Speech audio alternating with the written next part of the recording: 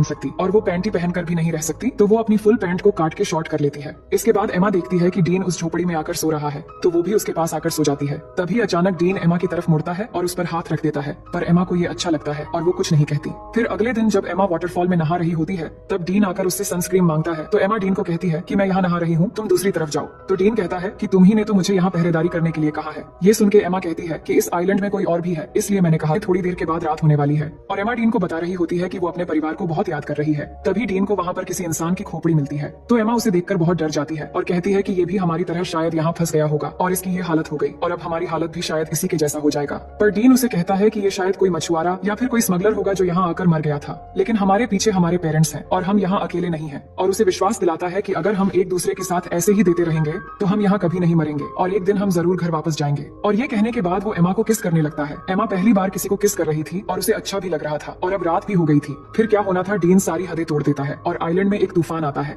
और इस तूफान को एमा पहली बार एंजॉय करके बहुत खुश थी। फिर सुबह होने के बाद एमा जाग कर देखती है कि डीन यहाँ नहीं है, तो वो डीन को पुकारने लगती है, पर वो उसे नहीं मिल रहा था। तो एमा बहुत घबरा जाती है और उसे ढूंढने के लिए जंगल में चली जाती है। और थोड़ी दूर आगे जाकर वो देखती है कि डीन एक गड्ढा खोद रहा है, तो एमा को समझ नहीं आ रहा था कि डीन ये क्यों कर रहा है। तभी अचानक एमा गिर जाती है और उसे घुटने पर चोट लग जाती है, जिसके बाद डीन तुरंत उसकी चोट को ठीक करने लगता है और उसे कहता है कि तुम्हें कुछ नहीं होगा। फिर वो दोनों वाटरफॉल में नहाने लगते हैं और यहाँ डीन एमा को बताता है कि उसकी माँ एक कार एक्सीडेंट में मर गई थी और एमा उसकी बातों को अच्छे से सुनने लगती है। फिर थोड़ी देर बाद वहाँ बारिश होने लगती है और डीन उसमें मस्ती करने लगता है और एमा उसे देखकर खुश हो रही होती है, जिसके बाद दोनों बारिश में डांस करने लगते हैं और डीन एमा के बालों में एक फूल लगा देता है। अब एमा डीन से कहती है कि मुझे फिर से तूफान के मजे लेने हैं। फिर डीन एक बार फिर से तूफान लाने की तैयारी शुरू कर देता है। वहीं अब न्यूज में बताया जाता है कि एमा और डीन के लापता होने की 1 महीना गुजर चुका है और पुलिस को लगता है वो अब जिंदा नहीं रहे, इसलिए पुलिस ने उन्हें ऑफिशियली ढूंढना बंद कर दिया है। पर एमा के दोस्त को अभी भी लग रहा है कि एमा और डीन अभी भी जिंदा है और बारबरा को भी वैसा ही लगता है और वो जैक के साथ हेलीकॉप्टर लेके अपनी बेटी एमा को ढूंढने फिर से चली जाती है और उन दोनों को अच्छे से ढूंढने के लिए सबको पर्ची बांट रहे होते हैं जिनपे एमा और डीन के बारे में जानकारी दी हुई थी। ये सब कुछ करने के बाद जैक बारबरा से कहता है कि उन्होंने सब करके देख लिया, पर फिर भी एमा और डीन नहीं मिल रहे हैं, अब शायद घर वापस लौट जाना चाहिए। ये सुनकर बारबरा उदास हो जाती है और घर चली जाती है। दूसरी तरफ डीन एमा को हरी रोशनी के बारे में बता रहा होता है, जिसके बारे में उसकी माँ ने उसे बताया था, और वो बताता है कि वो रोशनी सूरज के डूबते समय दिखती है, पर डीन ने उस रोशनी को आज तक कभी नहीं देखा है। अब यहाँ उन्हें कुछ और हफ्ते बीत जाते हैं और दोनों आइलैंड के खूबसूरत एनवायरनमेंट के मजे लेने लगते हैं। वो समुद्र में नहाते हैं और बहुत मजे करते हैं और ऐसे ही वो एक दूसरे के बहुत करीब आ जाते हैं और जब भी उनका मन करता है तो वो तूफान और भूकंप के मजे लेते रहते थे। अब ये सब कुछ होने के बाद एमा डीन से पूछती है कि तुमने पहली बार कैसे किया था और वो कौन थी। तो डीन बताता है कि जब मैं स्कूल में था तब मेरा एक दोस्त थी जो मुझसे उम्र में बड़ी थी। अब डीन जानता था कि एमा की ये सब कुछ पहली बार थी, तो वो पूछता है तुम्हें कैसा लगा। तो वो बताती है कि अच्छा था, लेकिन तूफान की वजह से गलत जगहों पर रेत चली गई। इसके बाद एमा कहती है कि मुझे और एक्सपीरियंस करनी है, तो डीन कहता है कि ठीक है। अब आगे हम देखते हैं कि दोनों जंगल में जाते हैं कुछ फल लाने के लिए और डीन थोड़ी आगे जाकर फल तोड़ने लगता है। तभी अचानक उन्हें एक प्लेन की आवाज सुनाई देती है, तो दोनों खुली जगह की तरफ भागने लगते हैं और डीन जल्दी से आकर उस प्लेन को सिग्नल देने के लिए एमा की बैग में फ्लेयर गन ढूंढने लगता है, पर उसे वो नहीं मिलती।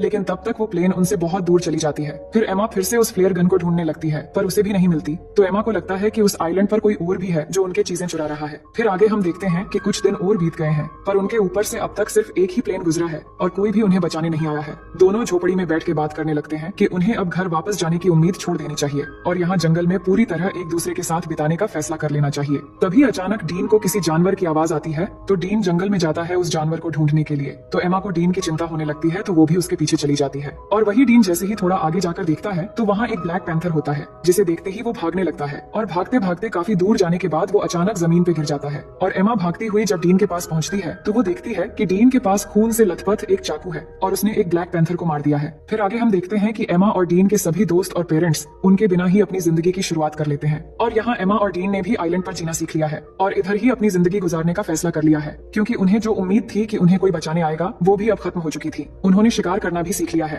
और यहाँ पर झोपड़ी बनाकर रहते हैं और सभी उम्मीदें छोड़कर खुशी से एक दूसरे के साथ देते हुए दिन गुजारने लगते हैं। फिर एक दिन एमा उल्टियां करने लगती है, तो डीन ये देखकर उसे पूछता है कि क्या तुम प्रेग्नेंट हो। तो एमा कहती है कि नहीं, उल्टियां बस ऐसे ही हो गई हैं। इसके बाद एमा अच्छा महसूस करने के लिए डीन के साथ लेट जाती है, पर जब वो दोनों बात कर रहे होते हैं तभी एमा की खोई हुई चीजें ऊपर से गिरने लगती है और जब वो दोनों ऊपर देखते हैं तो वहाँ पेड़ पर एक बंदर होता है जो उनके सामान फेंक रहा होता है और वो देखते हैं कि बंदर के हाथ में वो फ्लेयर गन भी है जो डीन को उस दिन नहीं मिला था। तो उस बंदर को एमा एक केला दिखाती है, तो वो गन नीचे फेंक देता है, जिसके बाद उन्हें ऊपर से एक हेलीकॉप्टर की आवाज आती है, तो वो भागते हुए खुली जगह पर आते हैं और एमा गन लोड करके फायर करती है, तो वो हेलीकॉप्टर वाले उन्हें देख लेते हैं, जिसके बाद वहाँ से उन्हें रेस्क्यू कर लिया जाता है और अब फाइनली दोनों 3 महीने के बाद वापस आ जाते हैं और एयरपोर्ट पे एमा और डीन के दोस्त और पेरेंट्स उनसे मिलकर बहुत खुश हो जाते हैं, जिसके बाद दोनों के पेरेंट्स उन्हें अपने अपने अपने घर लेकर चले जाते हैं। अब घर आने के बाद डीन उसी रात को एमा से मिलने जाता है और वो बात करते हैं कि घर वापस आकर कितना अजीब लग रहा है। और यहाँ डीन एमा को किस करने वाला होता है, पर एमा नहीं करती और कहती है कि हर 10 मिनट में उसके पेरेंट्स उससे मिलने आ रहे हैं, अब शायद तुम्हें यहाँ से चले जाना चाहिए। और कहती है कि हमारे आने की खुशी में मेरे पेरेंट्स ने एक पार्टी रखी है तो तुम्हें भी आना है। फिर अगले दिन पार्टी पे सब जमा होते हैं और एमा के पेरेंट्स सबको कुछ कहने लगते हैं उनके बच्चों के वापस आने पे। इसके बाद स्टेसी डीन से पूछती है कि तुम सबके साथ क्यों नहीं हो, तो डीन कहता है कि मुझे सबसे घुलना मिलना अच्छा नहीं लगता। इसके बाद डीन एमा को उसके साथ आने के लिए इशारा करता है पर एमा नहीं आती और उसे अनदेखा कर देती है और ये देखकर डीन पार्टी से चला जाता है। इसके बाद सभी चीजें पहले की तरह हो जाती है और एमा आइलैंड से वापस आने पर वो बहुत फेमस हो जाती है, पर डीन अभी भी अकेला ही रहता है और जब भी एमा और डीन एक दूसरे के पास से गुजरते हैं तो वो बस एक दूसरे की तरफ ही देखते हैं। फिर कुछ दिन बाद एमा डीन को कॉल करती है पर डीन कॉल नहीं उठाता। उसके बाद हम देखते हैं कि एमा के रूम में स्टेसी जाती है और उसे कहती है कि तुम्हारे लापता हो जाने के बाद हमने तुम्हें बहुत मिस किया और मॉम डैड भी बहुत परेशान थे। हमने तो सोच लिया था कि शायद हमने तुम्हें बिल्कुल खो दिया है, लेकिन आज हम सब अच्छे से एक साथ हैं और बहुत खुश है। फिर एमा स्टेसी से कहती है कि तुम मेरी बहुत अच्छी बहन हो और फिर वो दोनों एक साथ प्रॉम पार्टी में जाने का डिसाइड करते हैं। दूसरी ओर हम डीन को देखते हैं जो अपनी माँ के कब्र पर जाता है और अपनी माँ को मिस करते हुए बहुत रोता है। अब प्रॉम पार्टी की रात डीन टीवी देख रहा होता है तो उसके पिता उसे पूछते हैं कि क्या पार्टी में तुम मेरे कोट पहनकर जाना चाहोगे। दूसरी तरफ एमा पार्टी में अपनी बहन के साथ पहुंच गई थी, जिसके बाद लिज़ी उसके पास आती है और एमा को एक सरप्राइज देने के लिए आगे ले जाने लगती है और तभी एमा देखती है कि बाहर बारिश में डीन कोट पहन के खड़ा है और एमा का इंतजार कर रहा है।